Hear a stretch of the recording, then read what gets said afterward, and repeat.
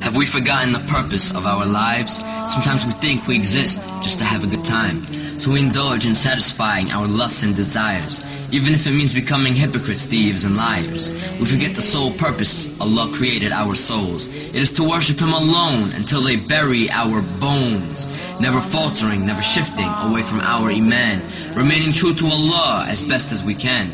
But beyond this belief in our hearts comes our actions, balancing obedience to Allah and appeasing satisfactions.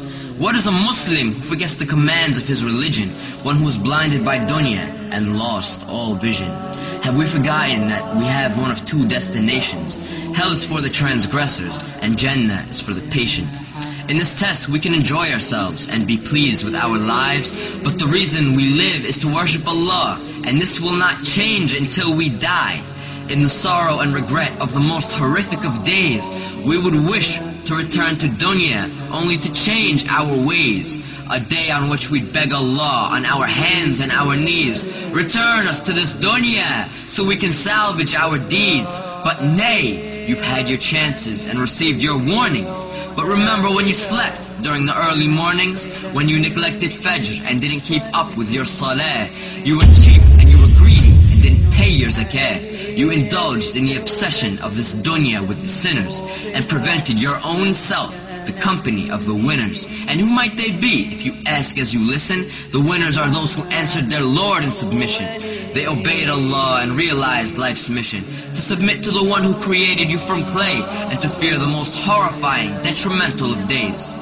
The winners are the ones who enjoined in the worship of their Lord. They kept their covenant with Allah, not breaking one word. Prayer by prayer, day by day, holding firmly to the Qur'an while following the Prophet's way. The best of the Muslims received Jannah's delight because they fasted through the day and prayed tahajjud through the night.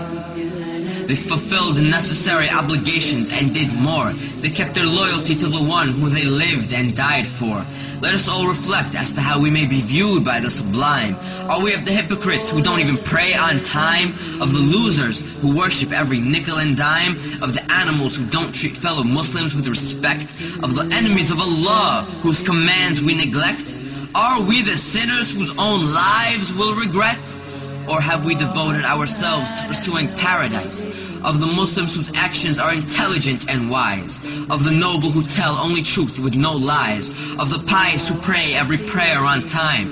Let us never forget our aim for paradise. We must worship Allah through all of the sacrifice. For those who fall short, Jahannam is their destination.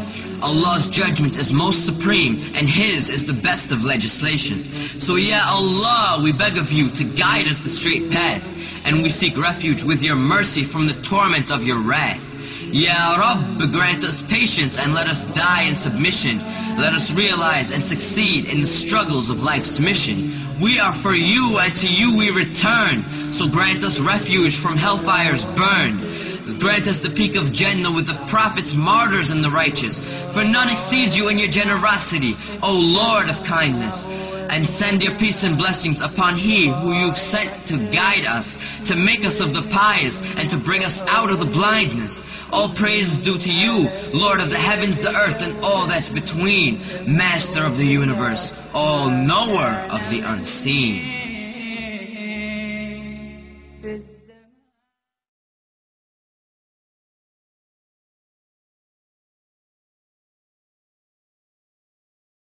واتقوا يوما ترجعون فيه إلى الله ثم توفى كل نفس ما كسبت وهم لا يظلمون.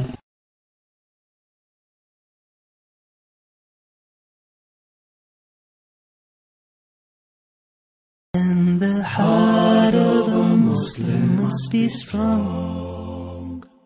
It's the heart of a Muslim through the guidance of Islam that makes you fair and kind and helpful to your fellow man. So living as a Muslim means that you must play a part. Allah looks not at how you look, but what is in your heart.